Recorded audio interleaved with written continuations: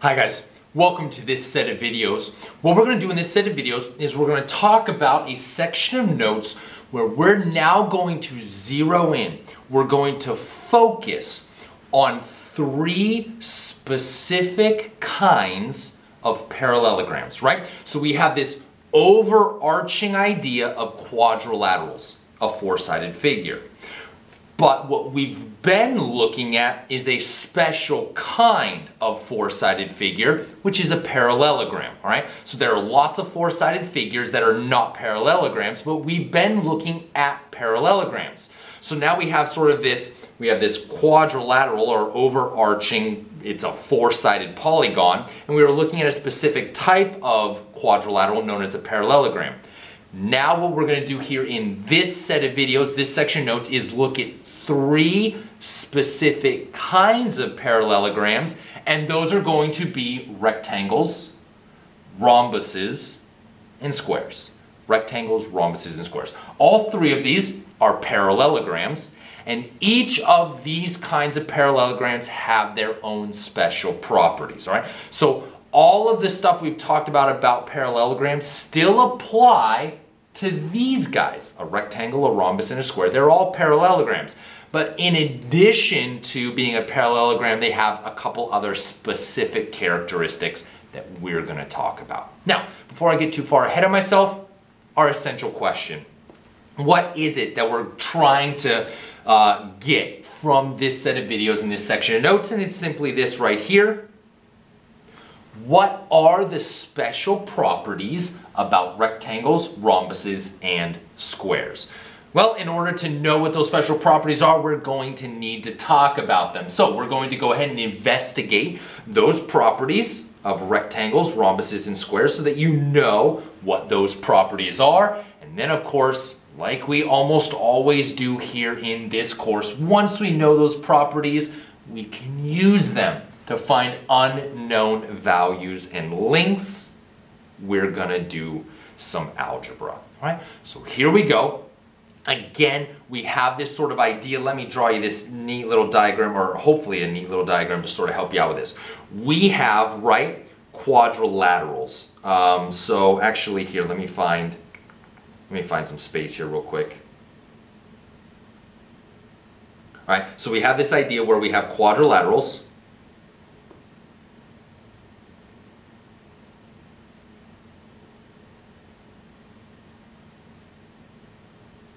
Right? And let's say that you've got this giant group quadrilaterals, which are four-sided figures. Now, there are lots of four-sided figures, and we've been talking about a specific kind of four-sided figure, which is a parallelogram.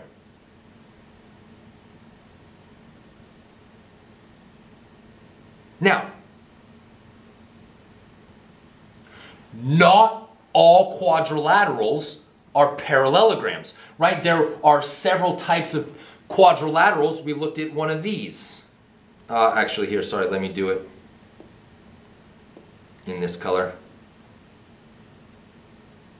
Right? That's a four-sided figure. 1, 2, 3, 4, but it's not a parallelogram, right? It's a quadrilateral, but it is not a parallelogram. So there are lots of quadrilaterals. We've been looking specifically at parallelograms. Now in this set of notes, we're going to look at three specific kinds of parallelograms. We're going to look at rectangles,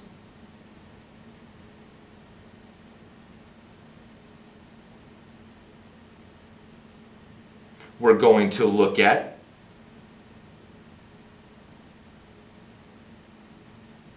rhombuses, and we're going to look at squares.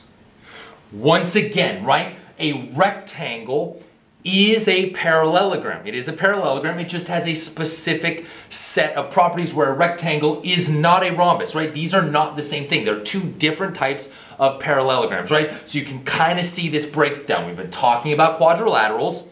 In particular, we've been talking about quadrilaterals that are parallelograms, right? We're talking about parallelograms, and now we're going to go even further, breaking this down and talk about three specific kinds of parallelograms: rectangles, rhombuses, and squares. So here we go, starting with Rectangles. Let's do rectangles first. Let me get that guy out of the way.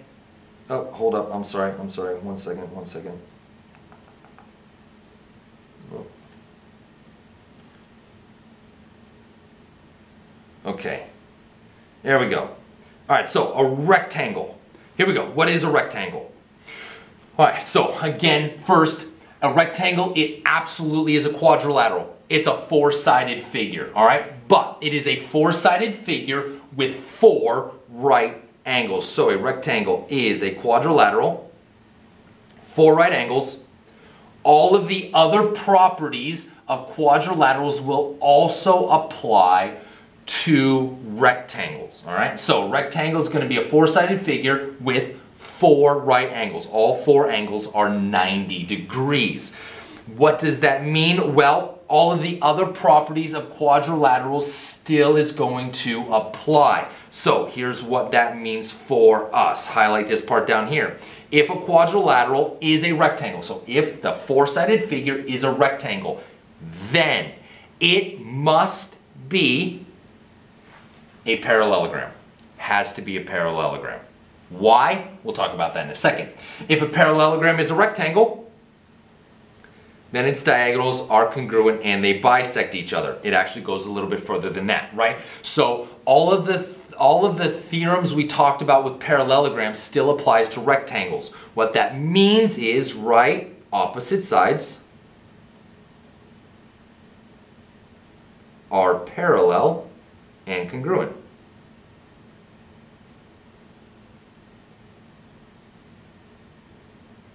I'll put the little congruent symbol, right? So opposite sides of a rectangle are parallel and congruent. Why? Because a rectangle is a parallelogram. In addition to that, opposite angles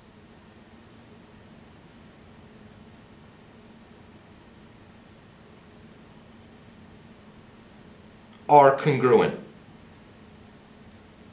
Why? Why are opposite angles congruent? Because all rectangles are parallelograms, and we know in a parallelogram opposite angles must be congruent. And finally, we know that diagonals bisect each other.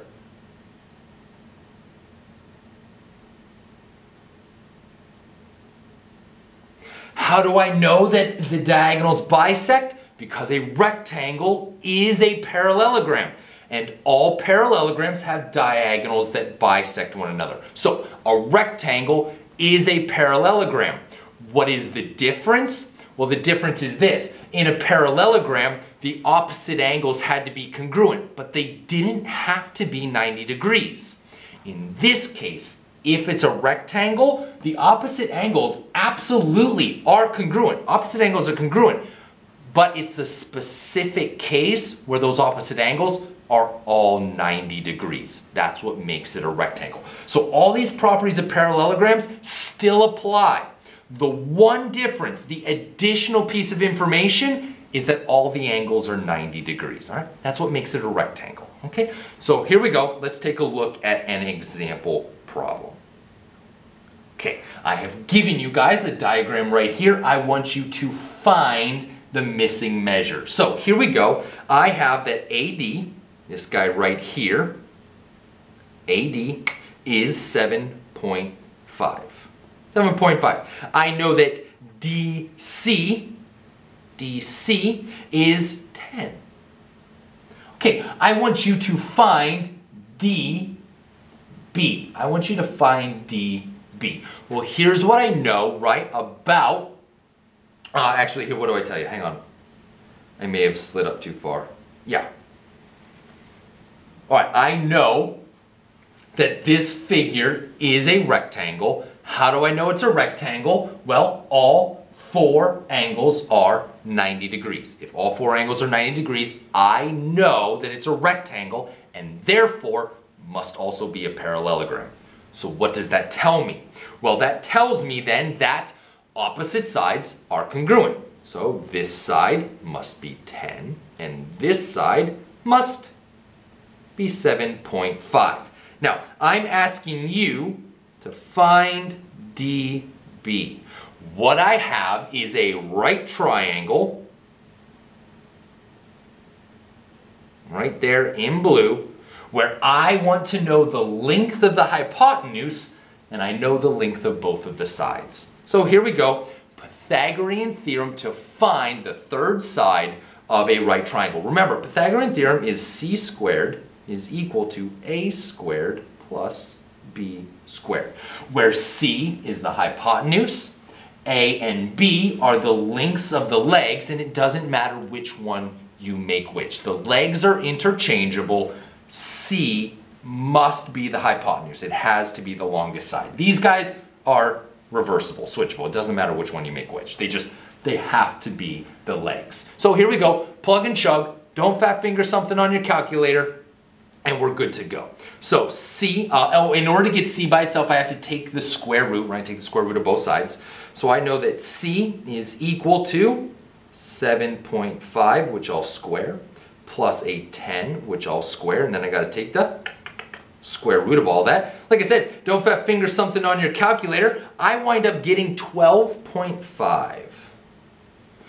Well, since the hypotenuse is dB, I know that that length dB, that diagonal, is 12.5. And so thanks to knowing that this is a rectangle and that I have a right triangle, I can use Pythagorean theorem to find the length of the diagonal. Let's do another one.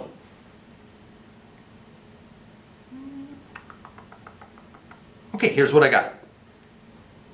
They tell me that side AB, ooh, that's that guy right here. So here's side AB. Side AB is 17. They tell me that side BC is 12.75. I want you to find side DB. Find side DB. So this guy right here. Find side DB. Well, once again, a rectangle has to be a parallelogram. So that means I know, oh, sorry, I have to scratch that. It's not 10 anymore. Now it's going to be 17. And I want to find this triangle again right here. It's the exact same triangle. All I've done is just change the length of the legs. Now it's a leg of 17 and a leg of 12.75. Still the Pythagorean theorem, we're going to do the exact same thing. Plug and chug, don't fat finger something on your calculator, and you should be good. So c squared is equal to a squared plus b squared. Again, remember, the legs are interchangeable. It doesn't matter which one you make 17, which one you make 12.75. You're solving for the hypotenuse, the longest side. So c is equal to 12.75, which I'll square, plus 17, which I'll square. Take the square root of that, right? Because I have a c squared. I need to get the c by itself, so I'll take the square root of both sides. Like I said, plug and chug into a calculator. Don't fat finger something. I wind up with 21.25. Now again, that hypotenuse is side DB, which is what I asked you to find. 21.25. So we're using this idea of rectangles being a parallelogram, so all of the theorems, all the properties of parallelogram still applies. The one additional piece of information, it's a rectangle, so all four angles are 90 degrees. Right? What we'll do on the next page of the notes is start to take a look at rhombuses, so I'll meet you there.